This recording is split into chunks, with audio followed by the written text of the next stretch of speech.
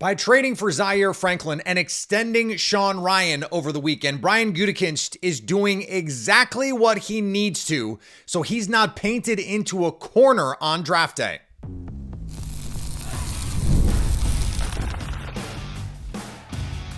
You are Locked On Packers, your daily Green Bay Packers podcast.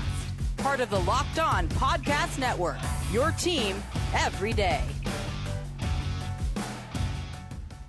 You are Locked On Packers, part of the Locked On Podcast Network, your team every day. I'm Peter Bukowski, and I cover the Packers for The Leap, a newsletter I would love for you to subscribe to. Subscribe to the podcast wherever you get podcasts, Spotify, Apple Podcasts, wherever you get podcasts, you'll find Locked On Packers, the number one Packers podcast on the internet, and the show for fans who know what happened, they want to know why and how. Thanks to everyone who makes Locked On Packers their first listen every day. We hope you like starting your day with us as much as we like starting our day with you here on the Locked On Podcast Network, the number one sports podcast network. There's all sorts of weirdness with Rashan Gary. We've got reporting about teams calling about Packers receivers, but let's start with the news from over the weekend. We did a show with Zach Hicks from Locked On Colts talking about Zaire Franklin and his fit on this Packers team. Whether you love the move, whether you hate the move, Zaire Franklin is a starting linebacker in the NFL. With Quay Walker headed to free agency, the Packers did not have one of those. All due respect to Isaiah McDuffie, certainly did not have a veteran, a proven starter at linebacker, though McDuffie could probably be serviceable for, a 4-game stretch or something like that. And then you extend Sean Rhyan at a number that I thought he would get in free agency. Like, people were shocked at the number, 3 years, $33 million with 11 guaranteed at signing, but that's the only guaranteed money he's going to get. So if you spread that out over the cap, my guess is he's only going to cost a little over $3 million on the Packers cap this year. This year is probably playing for a minimum base salary, and then it's just the signing bonus. There's a balloon year 3, and he'll probably only see 2 years of this contract. If he's a good player, maybe he'll get a third deal, but probably not. This is a bridge deal. It allows Brian Gutekunst to go into the draft and not have to stress, not have to press, not have to go, we really like this edge or this receiver or this other player, but a starting center would just impact our team more. They're got similar grades, and so you got to take the guy at the position of need, right? If you're going to tier the board that way. Packers don't have to do that now. They don't have to do that at linebacker.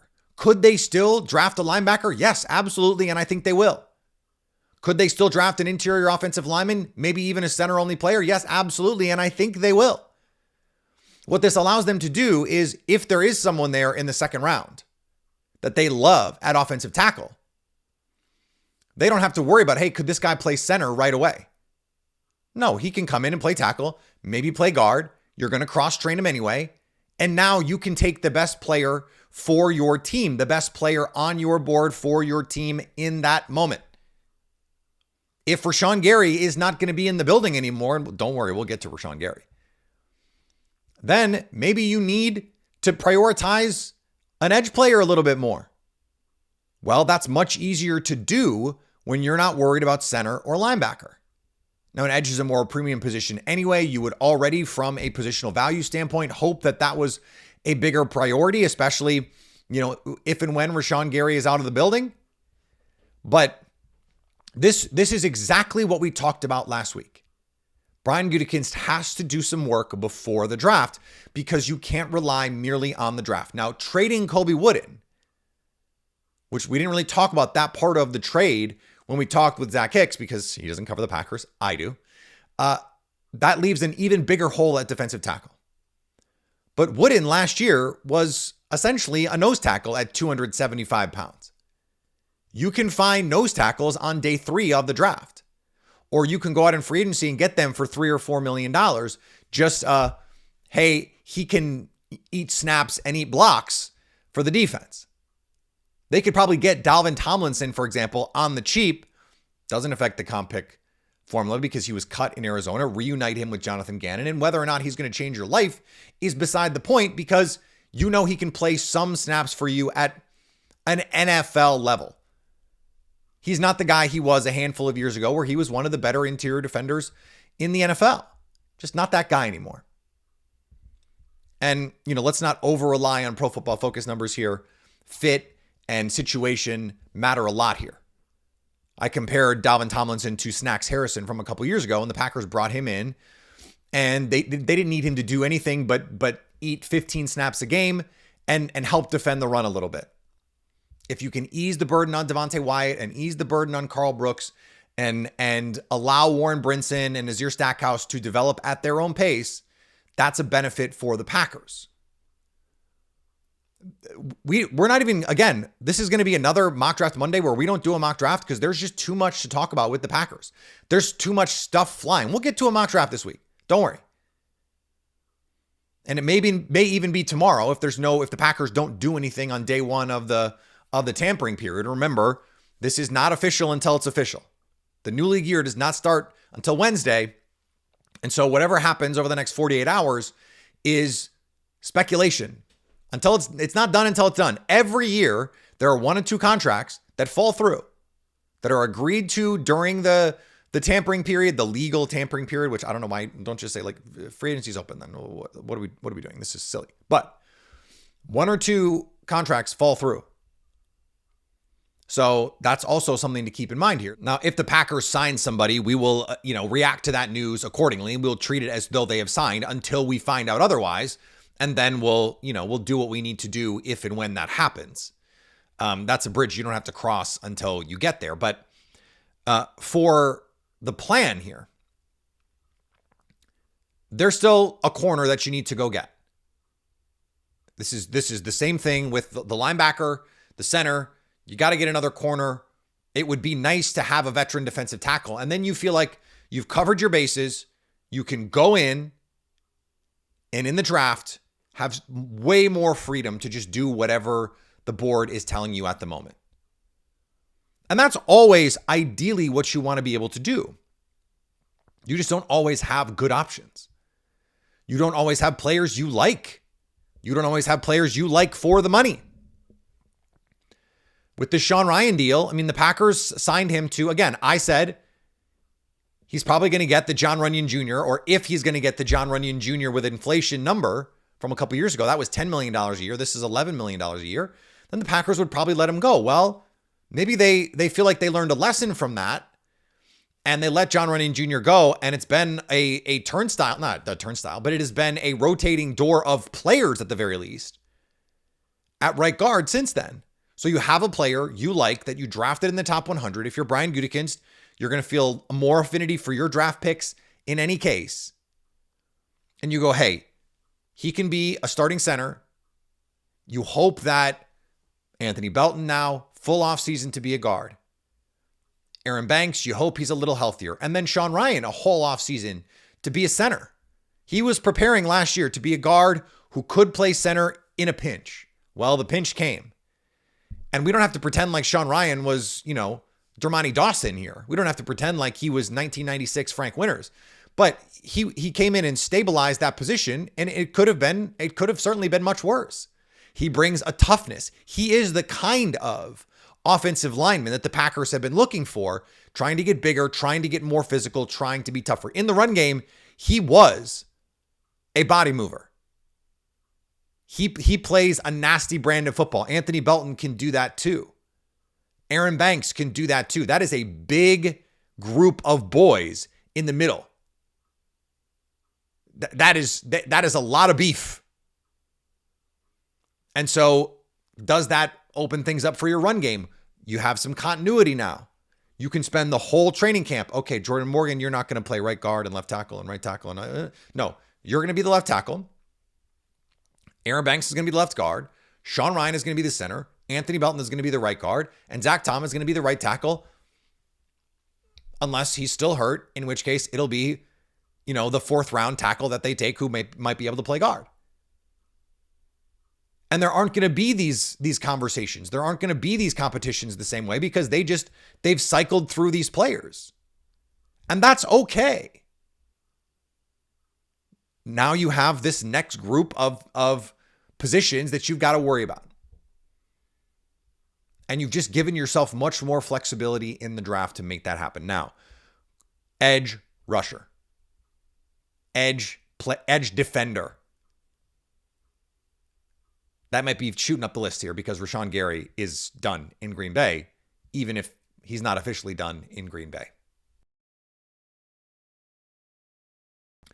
Workplace chaos, deadlines stacking up, inbox overflowing, and the one position you have to fill still sitting open. When the pressure's on and you need the right hire, this is a job for Indeed sponsored jobs. Indeed sponsored jobs helps you reach the people who actually fit what you're looking for, skills, experience, location. So you're not just hoping the right candidate comes across your post. And here's a stat that tells it all. In the minute I've been talking to you, companies have made 27 hires on Indeed, according to Indeed data. That's worldwide. So if you're hiring, spend less time searching and more time interviewing candidates who check all the boxes with Indeed sponsored jobs. And listeners of this show will get a $75 sponsored job credit to help get your job the premium status it deserves at Indeed.com/podcast. Just go to Indeed.com/podcast right now and support our show by saying you heard about Indeed on this podcast. Indeed.com/podcast. Terms and conditions apply. Need to hire. That's a job for Indeed sponsored jobs. Free agency is here and so are we. Get 1 month free of the Everydayer Club. That means ad-free Locked On Packers plus entrance into our venerable group chat now through March 15th. Go ad-free. Keep the conversation going in the Discord. That's lockedonpackers.supercast.com or click the link in the show notes for more. Also, if you've been thinking about joining the Everydayer Club, now is the time because you get the ad-free shows. I said that. But if you signed up before the NCAA tournament tips off, you get into our Everydayer Club bracket pool on Discord for a chance to win Locked On merch. Should be a lot of fun. Right now, use the code MARCH to get your first month free. LockedOnPackers.supercast.com gets you into the club.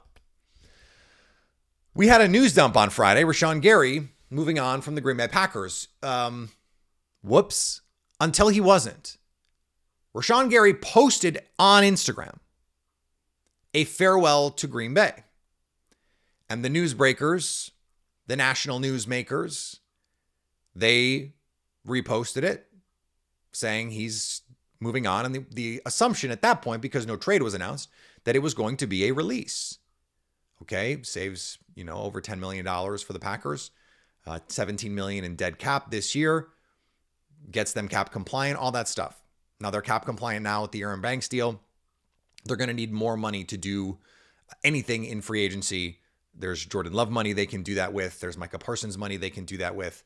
And then there's Elgton Jenkins, $20 million sitting out there. They can create $30 million in cap space, more than that, by moving on from Elgton Jenkins and Rashan Gary. You'd like to trade both of those guys if you can do it. They're players who play, if not premium positions in the case of Elgton Jenkins, positions of scarcity in the NFL. Quality starting offensive linemen are hard to come by in the NFL. And I have to believe there are teams out there that would go, yeah, Elgton Jenkins would improve our offensive line regardless of where we put him. Guard, center, tackle, doesn't matter. He would be better than the guy we have currently, which is why I think the Packers are holding on to this chip until they absolutely have to play it. And maybe we're, overthinking it. Maybe he's going to be here, but I think that's overthinking it. I think that's galaxy brain stuff. I really do. But here's what then happened. If you were living under a rock on Friday, is the post was deleted. The newsmakers, the newsbreakers, they came out and said, not only has Rashan Gary not been released, he hasn't even been told he's going to be released. And the Packers are still looking at all options. Trade, release, etc. Now, the schemer might say, well, they could have been working on a trade. Rashan Gary doesn't want to be traded. He wants to hit the open market. He wants to get that free agent boost. He thinks he can get more money than he's going to make on his current contract. And so let him hit the open market.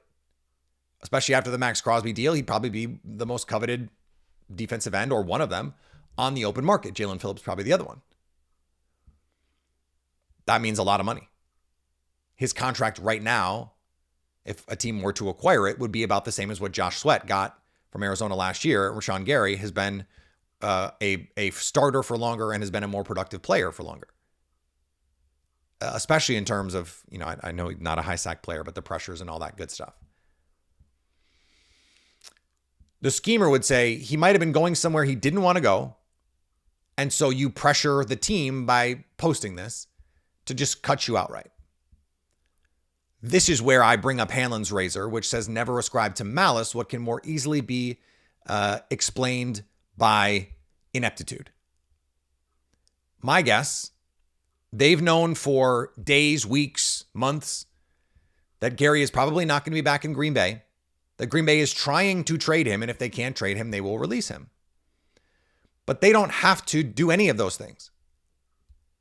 They don't have to do those things to be cap compliant when the new league year opens. So they could push this out. They could wait until draft day. They could wait until after the draft when a team that really wanted a defensive end, the right guy did not come to them and they feel like they really need that boost. So they don't have to do this now. You would guess, though, that the only reason you would have a premature post is if something was close. And yet here we are several days later and they're still not close. Now, what this tells us is this is over. This is over. And Taron Johnson just got traded for a pick swap to Las Vegas after it was reported he was being released. And the Raiders came in and said, no. Don't do that. We'll trade you a pick swap, a day 3 pick swap. It's a 6 and 7 pick swap. Like it's nothing. So that we don't have to compete because Taron Johnson might not want to come here otherwise. And again, the contract is not a bad contract, especially for a team that needs defensive line help and does have some cap issues. If you take on Rashan Gary's money, the only money left is base salary money. You could immediately take that money, convert some into bonus, and spread it out over the contract and save some cap space this year and have Rashan Gary. And then you could move on in a year and the only money you're on the hook for is that dead cap that you spread out because there's not guaranteed money in the future. That's appealing. Again, there are plenty of teams around the league who really need help at defensive end or outside linebacker, whatever front they play. And Rashan Gary would help them. But does this, erroneous announcement hurt the Packers' position? In some ways, it could help them because teams around the league are going to go, okay, well, they're going to cut him, but maybe we should try and do the thing where we just, can we throw you a day 3 pick for a guy you're going to cut anyway? Day 3 pick swap, something. And the Packers maybe are playing hardball. Maybe they're going, we don't have to cut him. We don't have to do this. Now, part of that is because you've got Elgton Jenkins that you can move on from, but they're also trying to trade Elgton Jenkins. So that is what makes this all doubly complicated. And maybe by the time you're listening to this, something has happened there. But what this tells us is it's over for Rashan Gary, and it was already over for Elgton Jenkins. I'm surprised that's the decision that they're going to make, but only from a financial standpoint. I just thought the savings was not worth the dead cap that you're going to have to eat, that it was more likely they would restructure some of this money, push it into the future, and then eat less money next year when you move on next year. I thought that was the more prudent financial. And then you have Rashan Gary on your team instead of not on your team for $17 million. You reduce the cap hit now and you'd have him on the team for probably more than 17, but not much more. And then the difference is not having him on the team for 17 million. I'd rather have him on the team, but it's certainly possible that they just feel like he can't be out there anymore, that he can't be in this locker room anymore. And that seems to be where they landed, that the effort with the C on your chest, flexing, like that's something, and you can't play 70% of snaps. And Micah Parsons calling him out all but by name at the end of the season. I mean, I think that's just the Packers saying we can't accept this. That's not good enough. Fans want accountability all the time, and they're like, oh, just cut that guy. Cut that guy. Yeah, easy to say, not your money, not your roster. But it seems like we've reached a place where the Packers are just like, we can't have him in the locker room. He can't be in this locker room. He cannot be a part of this team and this culture anymore.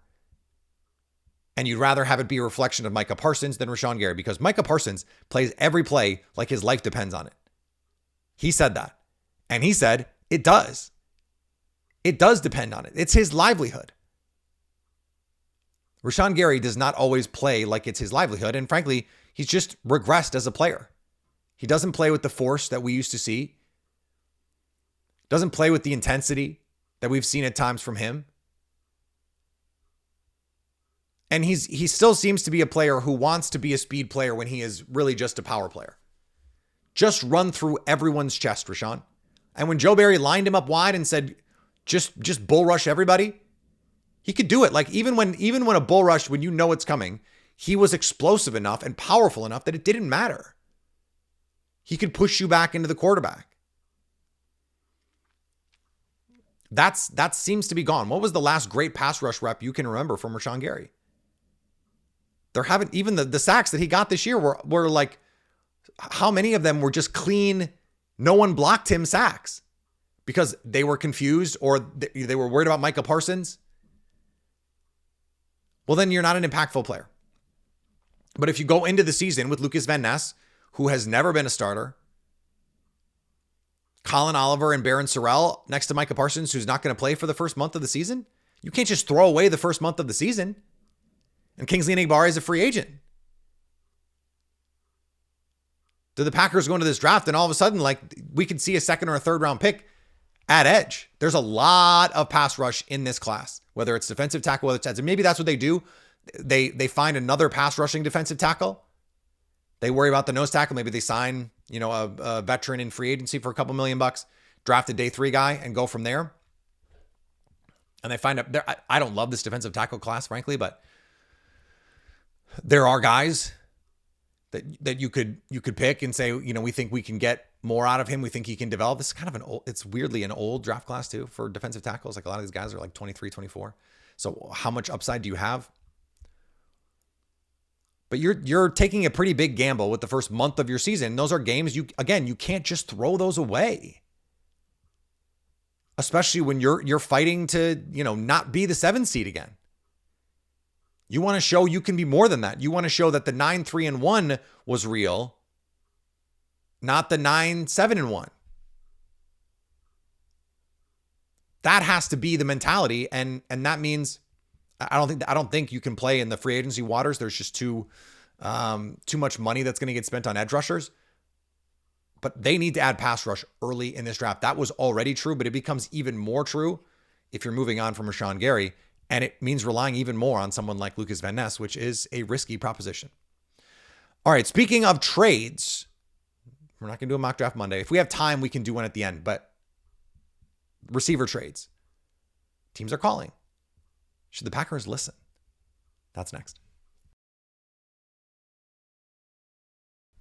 We live in a world where we can stream anything, order food in minutes, and carry supercomputers in our pockets. And somehow buying tickets to a live game still feels complicated. Hidden fees, jumping prices, endless steps. There has to be a better way. That's why I use Gametime.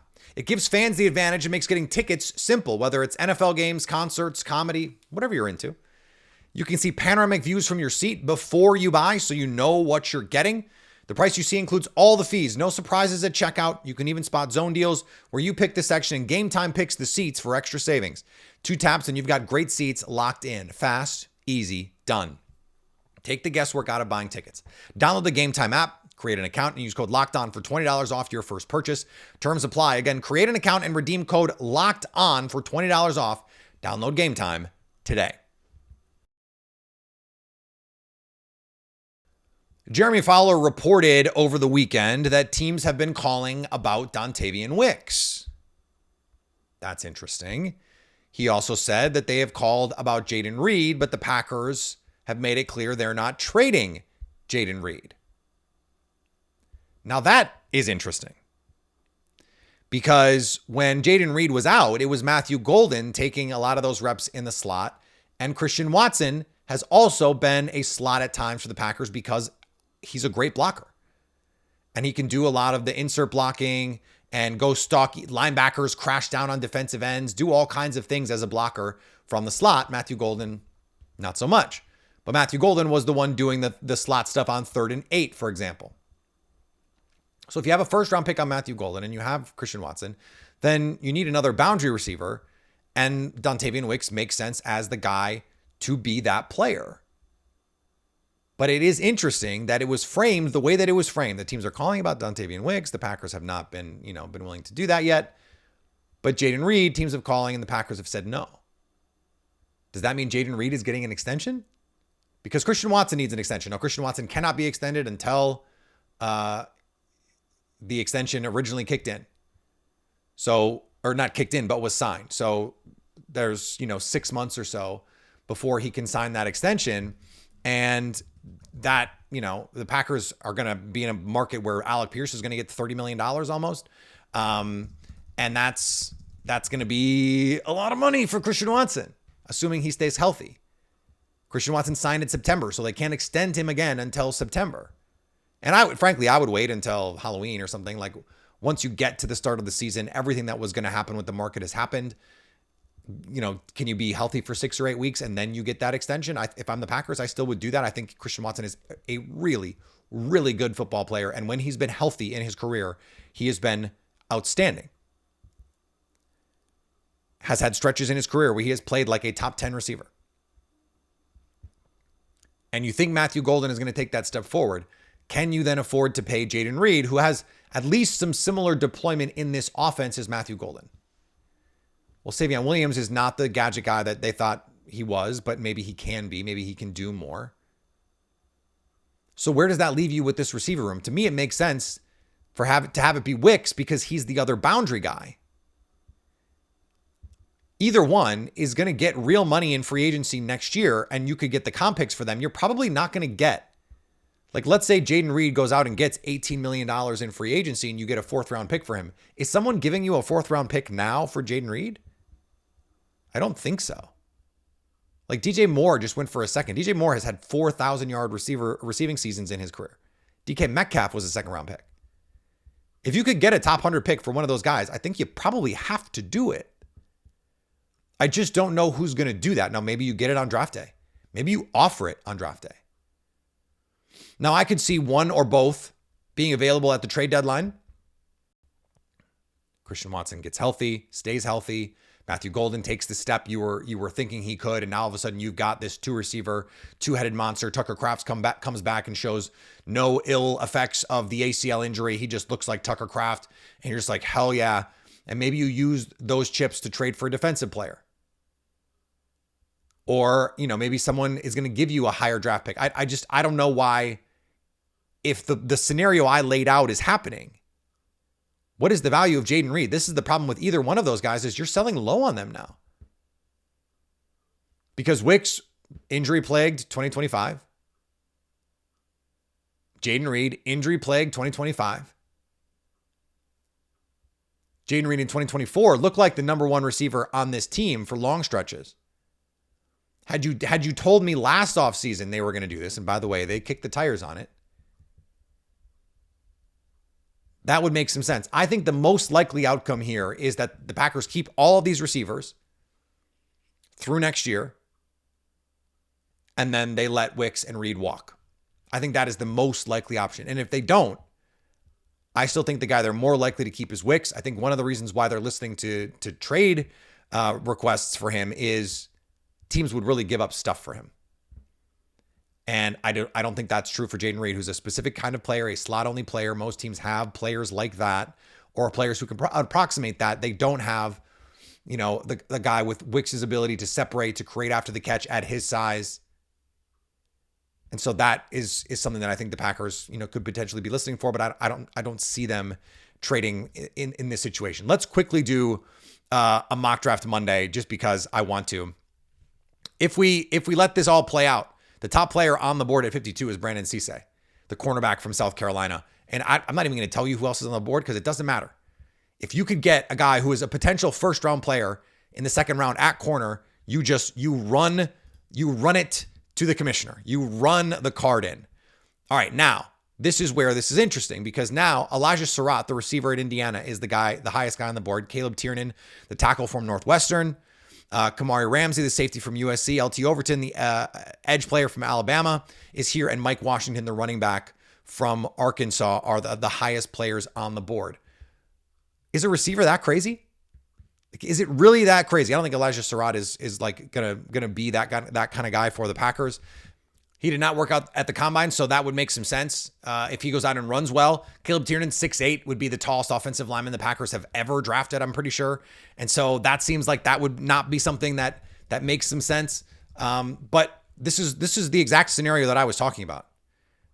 Could you get a pass rusher that you really like here? Now, LT Overton is an interesting player because 6'3", 274 with long arms, but did not test particularly well. And so that's not a great situation for the Packers. I'm sitting here and I would go, yeah, I might take my shot with Mike Washington Jr. and then hope I can get an offensive lineman because I don't have to stress about it. I don't have to worry about it in a later round because this is set. I'm set. I'm good. Now there are more corners here. Malik Muhammad, who's a little small for the Packers. Devin Moore, I think, could absolutely be someone that the Packers look at. All the top players in this situation are corners. This is crazy. Devin Moore, Chandler Rivers, Will Lee, Takario Davis. These are the top players. Nick Singleton is on here too, but the Packers just took a running back. If they're going to take one of these guys, I think someone like Devin Moore with the athleticism that we saw at 6'3", 198. Now, doesn't have super long arms, but ran 4.5 with a 1.56 split. Didn't do full testing. That's interesting. Takario Davis is definitely a name to watch. Chandler Rivers is small, so that's something you have to keep in mind.